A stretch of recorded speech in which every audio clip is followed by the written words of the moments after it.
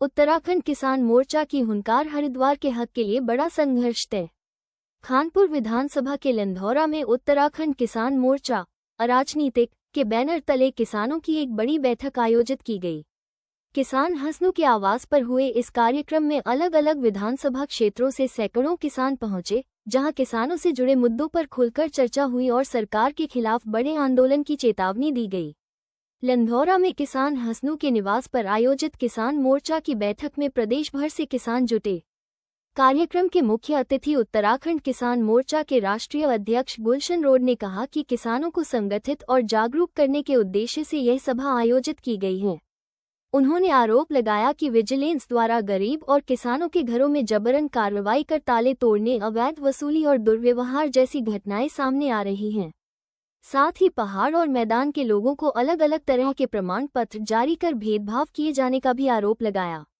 गुलशन road ने हरिद्वार जिले के साथ सौतेले व्यवहार का आरोप लगाते हुए कहा कि किसानों की समस्याओं पर जनप्रतिनिधि मौन हैं।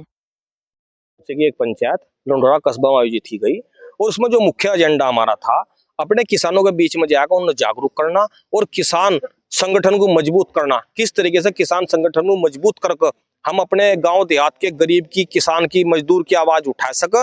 और वो आवाज हम जब उठा सकते हैं जब हमारा संगठन मजबूत होगा। हम अपने लोगों को यहाँ पर जो आज का एक माहौल प्रदेश के अंदर बन गया, उसके बारे में चर्चा की गई। किस तरीके से रात के अंधेरे में विजिलेंस के नाम पर लोगों के घरों में घुस घुस कर, ताले तोड़ तोड़ कर लोगों के घर में चेकिंग के नाम पर किसानों के साथ, गरीब के साथ दुर्व्यवहार किया जा रहा है।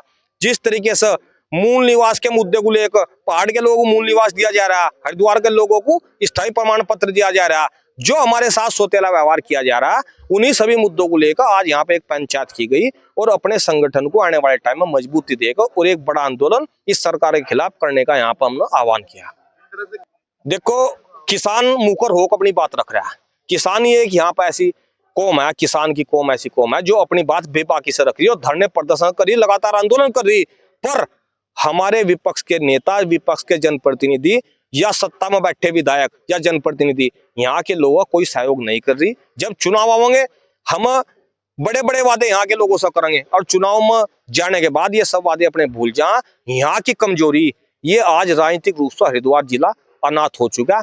इसी की कमजोरी की वजह से जो आज यहाँ की जनता के साथ ये कठिनाई सामने आ रही, वो उन कठिनाइयों का सामना करने के लिए हमारे पास केवल और केवल एक किसान संगठन ही ऐसी ताकत है जो हम इस सरकार का मुकाबला कर सके।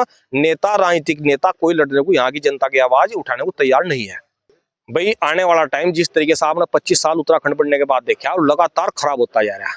जिस तरीके से आज पहाड़ मैदान की बात खुल्लम खुल्ला विधानसभा में उठाई जा रही है, जिस तरीके से देहरादून के अंदर मैदानी लोगों को जो नौकरी कर रहे हैं वहां पर रहे, हर छोटी छोटी बातों को लड़ाई झगड़ों को पहाड़ मैदान के रूप में किया जा रहा है, तो आने वाला भविष्य पहाड़ के लोगों ने जो यहाँ पर माहौल खड़ा कर दिया, वो हमारा भविष्य में सुरक्षित नजर नहीं आ रहा।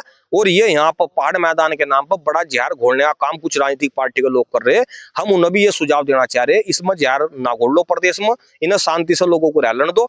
अपनी वोट को पक्का करने के लिए ये दो नोटंकी यहाँ से नेताओं ने चिल्ला रखी, इसे सब समझ रहे। इसका मुंह तोड़ जवाब देने के लिए हम हिंदू मुसलमान के नाम पर जो यहाँ बैठ दिया, हमें इसे भूलना पड़ेगा, हमें एक होना पड़ेगा। जब तक हरिद्वार के लोग एक नहीं होंगे, हमारा शोषण कोई रोक नहीं सकता। सरकारों का जो काम है, क्या किसान यूनियन करने को तैयार है? सरकारों का काम तो सरकार ही करेंगी, पर सरकार का काम क्या है ये बताने का काम किसान संगठनों को करना पड़ेगा। सरकार यही भूल गई कि सरकार का काम है क्या।